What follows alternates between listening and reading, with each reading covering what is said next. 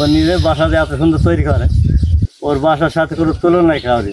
নিজের ঘর নিজে তৈরি করে বাস করে। নামটা বাবুই, ও চলেও বাবুর মতন।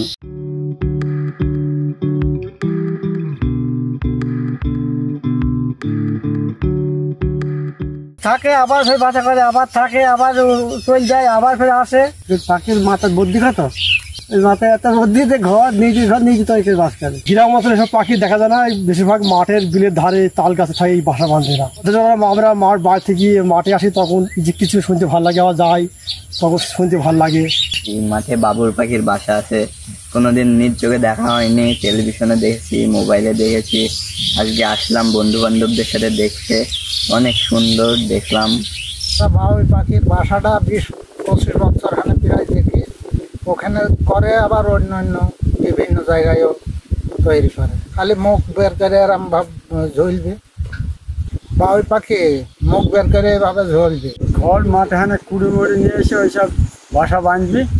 আমরা 12 মাস দেখি, 12 মাস যত ঝড়ই হোক আর যত বৃষ্টি হোক ওর মধ্যে পানি বুঝবে, শিলবও না, ওটা পুরাতন হবে না, একইভাবে থাকবে। এত সুন্দর বাসা করে তারা। ওই যে আমরা খেজুরের পাটি বোনাই, ওইভাবে ভিতর দিয়ে ওরা ছোট দিয়ে টেন নেয়, আর ওই চিকন পাতা কেটে নিয়ে এসে খেজুর পাতা বা অন্যান্য পাতা নিয়ে এসে ওইটা বাসা বোনায়। এত সুন্দর হয়।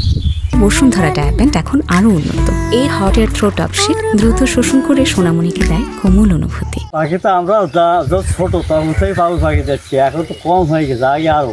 বাবুই পাখি ওর নামটা বাবুই, ও চলেও বাবুর মতন। ও নিজের বাসাতে এত সুন্দর তৈরি করে, ওর বাসার সাথে কোনো তুলনায় কাউরি।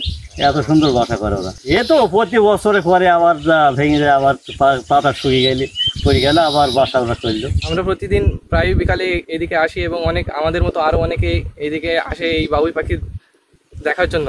তো এগুলো পরিবেশে সেই রকম ক্ষতি না করলেও এখন এগুলো বিলুপ্ত প্রায় অবস্থায় রয়েছে।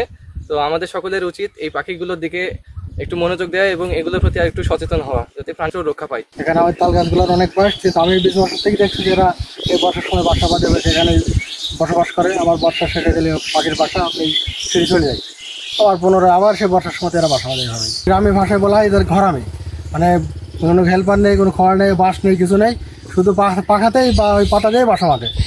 এটাতে এই জন্য এদের নাম সুনাম করে এখন সবাই। 20 বছর এই বাসা বাবুই তৈরি দেখছে, সুন্দর করে বাসা বানায় ওরা। সামাজিক পাখি বাবুই সুন্দর কারিগর, এত সুন্দরভাবে ঠোঁট দিয়ে ও বাসাকে তৈরি করে, পৃথিবীর কোনো পাখি এরকম ভাব সুন্দর করে করতে পারে না।